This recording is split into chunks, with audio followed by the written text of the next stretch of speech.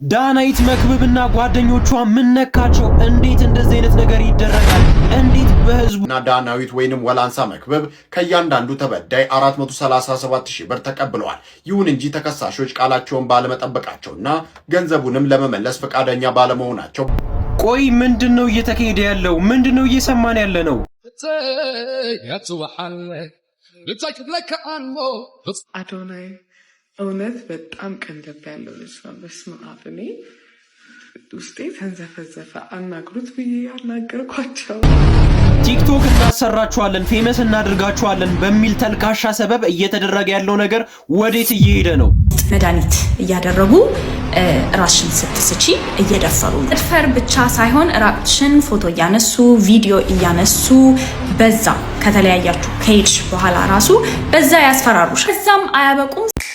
ታዋቂዋና ዝነኛዋ አርቲስት ጋዜጠኛ ዳናይት መክብብ ምን ነካት? ሰውን ከሀገር እናስወጣለን በሚል ሰበብ እንግዲህ የሰዎችን ገንዘብ አጭበርብራለች በሚል ሰበብ እንግዲህ የቦሌ ፖሊስ እንግዲህ ምርመራ ከፍቶባቸዋል። እናየዋለን። እንግዲህ ሴቶችን ፌመስ እናረጋቸዋለን፣ ቫይራል እናወጣቸዋለን፣ ብዙ ገንዘብ እንድታገኙ እናረጋቸዋለን በሚል ሰበብ በዛ ተልካሻ ሰበብ በጣም ብዙ ነገር እየተደረገባቸው ነው።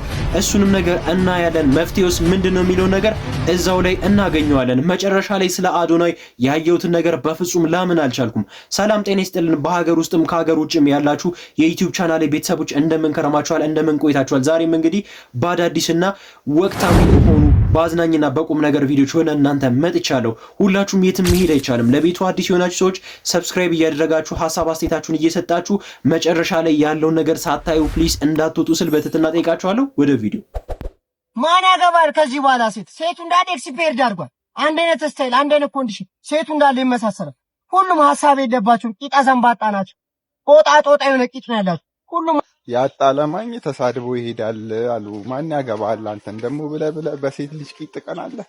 አንተ ቡሽቲ ወንድ ልታገባ ነው ታዲያ ማን ያገባል ምናምን የምትለው አህያ። ሁሉም ቪዲዮዎች ደግሞ እንዳለ ሴቶች አላገባም ምናምን ተኮላሽታል እንዴ? ጃንደረባ ነህ ወይስ የለህም? ምኑ ኢዲየት ነህ? አስተካክል። አንዳንድ ሴቶች በየቦታው ላይ ችግር አለባቸው። አንዳንድ ወንዶችም ደግሞ በየቦታው ላይ ችግር አለባቸው። እርግጥ ነው ሴትን ካላገባ ወንዱ ሴትን ካላገባ ታዲያ ምን ሊያገባ ነው? ወንድ ለወንድ ሊጋባ ምንድነው አላማችሁ? አንዳንድ ጊዜ ቲክቶክ ላይ ስትመጡ አንዳንድ ሰዎች ቫይራል ለመውጣት ብላችሁ ቃላችሁን አጣፍጣችሁ አሳምራችሁ ምናምን ነገር የማይሆን መርዝ ነገር ነው የምታወሩት ማለት ነው። ሴት ካላገባ ምን ልናገባ ነው? ችግር ያለበት ወንድ አለ፣ ችግር ያለባት ሴት አለች። በቃ ያንን ነገር በማስተካከልና በመረዳዳት በመተሳሰብ በመገነዛዘብ ከሆነች ትሆናለች፣ ካለበለዚያ መሄድ ነው እንጂ ሴት ልጅ እንደዚህ ነች፣ ቂጠ ዘንባጣ ነች፣ እንደዚህ ነች የሚለው ነገር ተገቢ ነው ብዬ አላስብም። የምናወጣውን ነገር ጠንቀቅ ብለን ለነጋችን ብለን ማሰብ አለብን። አንዳንድ ሰዎች በጣም የምታሳፍሩትም የምታሳዝኑትም የምታወሩትን ነገር ለነጋ አትሉም። እባካችሁ የምንናገረውን ነገር ለነገ ብለን እናውራ።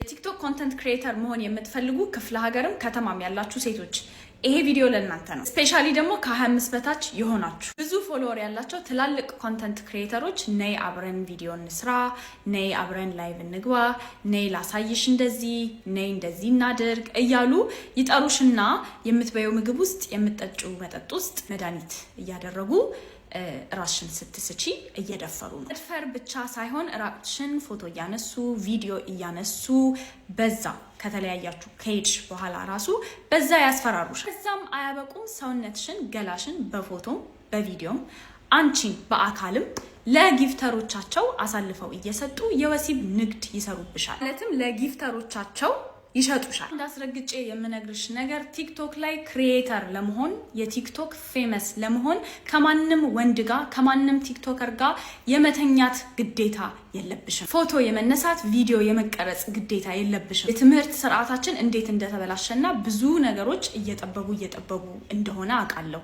በጣም ብዙ ውጤታችሁ የተበላሸ ልጆች አላችሁ። ሴቶች መሄጃ ያጣችሁ፣ ህይወታችሁን ማስተካከል ያቃታችሁ፣ በቃ ነገሮች እንደ መርፌ ቀዳዳ ጠበውባችሁ እንዴት አድርጌ ለራሴም ለቤተሰብ የሚሆን ነገር ላምጣ ብላችሁ በጣም ብዙ ነገር እየሞከራችሁ ያላችሁ ሴቶች እንዳላችሁ አውቃለሁ።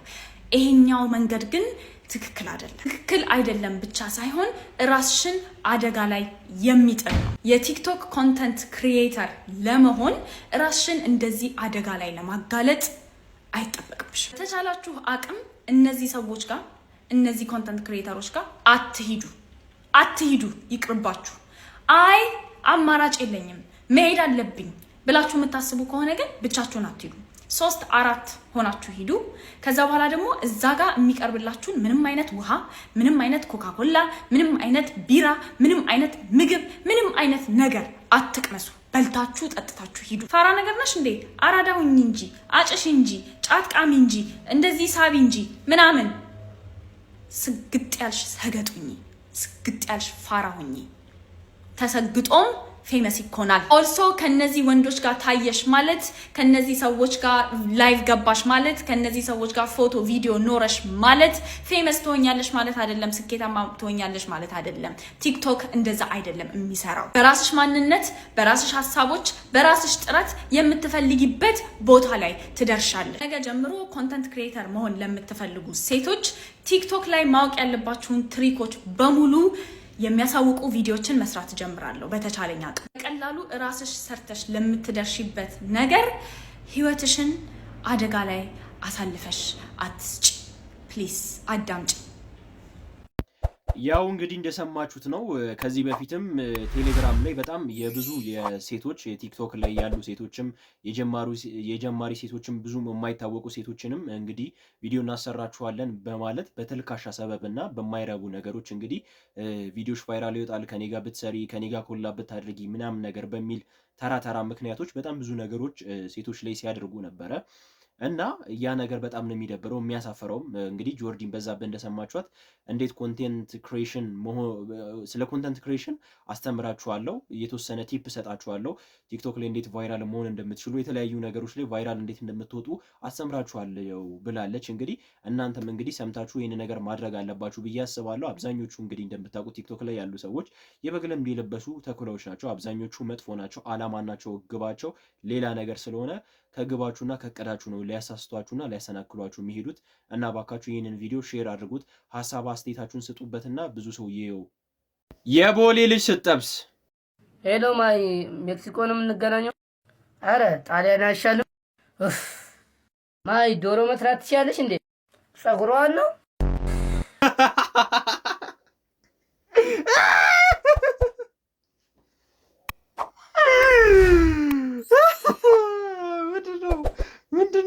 ምንድነው ግን ምንድነው እያየን ያለ ነው ወገን? ምንድነው ገብቷችኋል ግን ያለው?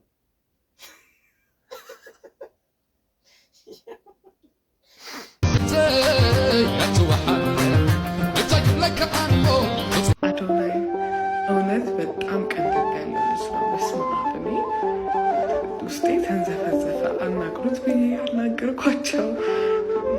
በጣም የሚገርም ልጅ ነው። እውነት በጣም የሚገርም ልጅ ነው። በጣም የዋህ ልጅ ነው።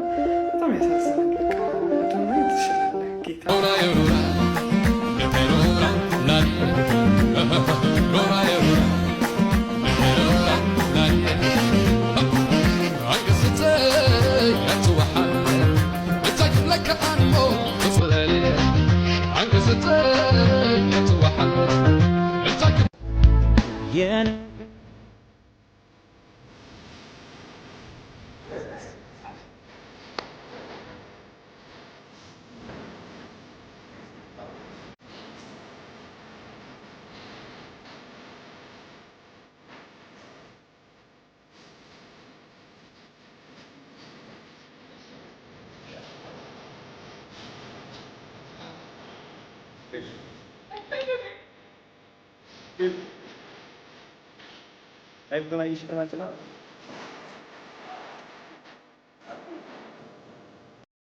እንግዲህ ብዙዎቻችን ያልጠበቅነውና ያልገመትነው ያላሰብነው ነገር ነው እንግዲህ የሆነው። እንደምታውቁት አዶናይ ከጃኒ ጋር ተጣልቷል። እንግዲህ ሰሞኑን ከእሷ ጋር የለቀቃቸውን ቪዲዮዎችን እንዳለ ፕራይቬት አድርጎታል። እንደምታውቁት ደግሞ ከሚስ ኢትዮጵያ ጋር ከሚስ ወርልድ ጋር እንግዲህ የምሳ ግብዣ እየተገባበዙ እንግዲህ አንድ ላይ ወክ እያደረጉ ብዙ ነገር እያደረጉ ነው የሚመስሉት። እንግዲህ ሁለቱም ሲታዩ የፍቅር አስተያየት ነው ሁለቱም እየተያዩ ያሉት እና እነዚህ ልጆች በቀጣይነት አንድ ላይ ቢሆኑ አንድ ላይ ብዙ ነገር ቢያሳልፉ የፍቅር ህይወት ቢጀምሩ ምን ይመስላችኋል እናንተ ማለት ነው? እንግዲህ ያለፈው ነገር አልፏል። እናንተ ምን ታስባላችሁ? እስቲ ብዙ ሰዎች እንደዚህ አይነት መላምት እየሰጡ ነበር ቲክቶክ ላይ ያው የወደፊት ፍቅረኛው እሷ ነች ሀሴት ነች ምናምን ነገር እየተባለ ነበረ። እናንተስ ምን ታስባላችሁ? ሁለቱ ፍቅረኛሞች ቢሆኑ አንድ ላይ ቢሆኑ ምን ታስባላችሁ? እስቲ ሀሳብ አስተያየታችሁን አጋሩልኝ። እጮኛው ታማበት አሳክሞ መድኃኒት ሊገዛ ወደ ፋርማሲ ሄደ። ባል የታዘዘላትን አሳይቶ ስንት እንደሚመጣ ካወቀ በኋላ መታወቂያውን አውጥቶ ለጊዜው ገንዘብ ስለሌለው ደሞዙ እስኪወጣ መታወቂያውን ይዞ መድኃኒቱን እንዲሰጠው ይጠይቋል። ባለቤቱም ቅን ሰው ስለነበር የሰውየውን ችግር ተረድቶ መድኃኒቱን ይሰጠዋል። አመስግኖም ተመልሶ እንደሚመጣ ነግሮት ይሄዳል። ይህንንም የሰውየውን ችግር ሲመለከት በማዘን ከደህንነት ካሜራው ቪዲዮውን አውጥቶ ይለቋል። ሰዎችም እንዲረዱት ይጠይቃል። ታዲያ ሰውየውም ሊከፍል ከነ ባለቤቱ ሲመለስ ያላሰቡት ነገር ይገጥማቸዋል። ብዙ ነገር ተሰብስቦ ይጠብቃል። እነሱም ደስተኛ ሆኖ የተሰበሰበላቸውን ይዘው ይሄዳሉ። ሰውየውም በበጎ ስራው ምክንያት ሰዎች በስተውለት አትራፊ ይሁኑ። እንደኛ ሀገር ቢሆን በመታወቂያው ሊከፍል የሞከረው ምን የሚፈጠር ይመስላችኋል? እስኪ ሀሳባችሁን ኮሜንት ላይ አስቀምጡ። ዳናዊት መክበብና ጓደኞቿን በተመለከተ አንድ አስገራሚ መረጃ ወጥቷል።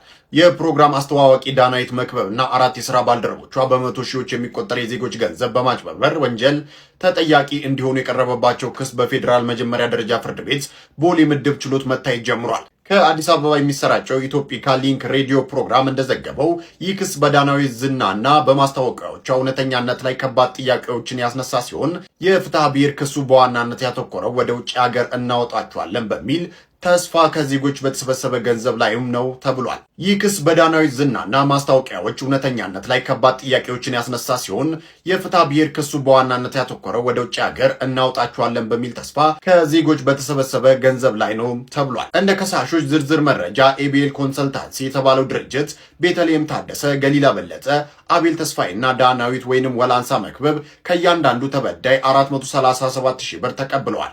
ይሁን እንጂ ተከሳሾች ቃላቸውን ባለመጠበቃቸውና ገንዘቡንም ለመመለስ ፈቃደኛ ባለመሆናቸው በአጠቃላይ 13 ሰዎች በጋራ በመሆን የሕግ የበላይነት እንዲረጋገጥ ለፍርድ ቤት አቤቱታቸውን አቅርበዋል። ይህ ክስ ከዳናዊት ጋር በተያያዘ ትልቅ ትኩረት እንዲያገኝ ያደረገው ተበዳዮቹ ለድርጅት ገንዘባቸውን የሰጡት እሷ በሰራችው ማስታወቂያ ላይ ያላቸውን እምነት መሰረት በማድረግ መሆኑ ነው። የተደነገገው ማስታወቂያ አነጋጋሪ ወይንም ወኪሉ የመረጃውን ትክክለኛነት የማረጋገጥ ግዴታ አለበት የሚለውን ሕግ ዋቢ በማድረግ ዳናዊትም ሆነ ድርጅቱ ለደረሰው ጉዳት በአንድነትና በነጠላ ተጠያቂ መሆን እንዳለባቸው ያሳስባል። ጉዳዩን እየተመለከተ ያለው የቦሌ ምድብ 4ኛ ፍትሐ ብሔር ችሎት የቀረበለትን የክስ ሰነድ መርምሮ ውሳኔ ለመስጠት ለየካቲት 27 ቀን 2018 ዓ.ም ተለዋጭ ቀጠሮ ሰጥቷል። ይህ የፍርድ ቤት ውሳኔ ታዋቂ ግለሰቦች ለሚያስተዋውቋቸው ድርጅቶች ያላቸውን የሕግ ተጠያቂነት ወሰን የሚያሳይ በመሆኑ በብዙዎች ዘንድ በጉጉት እየተጠበቀ ይገኛል።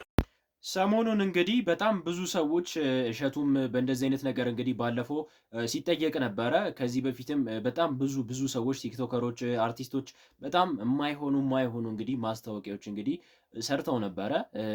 አሁንም እንግዲህ እነ ዳናዊትም እንግዲህ ፍርድ ቤቱ ቀጠሮ ሰጥቷል። እንግዲህ በምርመራ ላይ ነው ያለውና እባካችሁ አንድ ድርጅት ከሀገር እናስወጣለን እኛ ትክክለኛ ነን የሚል ነገር ትክክለኝነታቸውን የሚያሳይ ነገር የላኩትን ሰዎችን ሳታዩ እባካችሁ አትሸወዱ። በጣም ብዙ ሰዎች ከዚህ በፊትም እንግዲህ እንደምታውቁት ኢን ሚሊየንስ ተበልተዋል። ከሀገር ሳይወጡ ሀገር ውስጥ ቀርተዋል። በጣም ብዙ ሰዎች ያበዱ ሰዎች አውቃለሁ። በጣም ማይሆን ነገር ውስጥ የገቡ ሰዎች አሉና እናንተ እንልካለን ብላችሁ ገንዘብ እየተቀበላችሁ አብዛኞቹ ድርጅቶች በእንደዚህ አይነት ነገር እየተካቡ ናቸውና እባካችሁ ከእንደዚህ አይነት ስካመርስ እንግዲህ ራሳችሁን ጠብቁ ማለት ፈልጋለሁ። የነዳናዊትንም ጉዳይ እንግዲህ አጣርተን እንግዲህ ምን እንደሚባል እንግዲህ ቀጣይነት ውስጥ ምን እንደሚሆንስ እንግዲህ አይተን የምናቀርብላችሁ ይሆናል። እናንተ ብቻ በትዕግስት ጠብቁን እና ውድ የዩቲዩብ ቻናሌ ቤተሰቦች እንግዲህ ዛሬ ለእናንተ የያዝኩላችሁ ቪዲዮዎች ይህንን ይመስሉ ነበረ። ሁላችሁም እንግዲህ ሀሳብ አስተያየታችሁን እየሰጣችሁኝ ቤተሰብ እንድትሆኑ ስል በትህትና ጠይቃችኋለሁ። ሰብስክራይብ ያላደረጋችሁ ሰዎች ሰብስክራይብ አድርጉ። የደወል ምልክቷን ያለካችሁ ሰዎች እንደዚህ አይነት መረጃዎች እንደዚህ አይነት ሪአክሽን ቪዲዮ እንዲደርሳችሁ የደወል ምልክቷን ንኩ። ሀሳብ አስተያየታችሁን ስጡ። ቪዲዮንም ላይክ አድርጓት። ይመቻችሁ።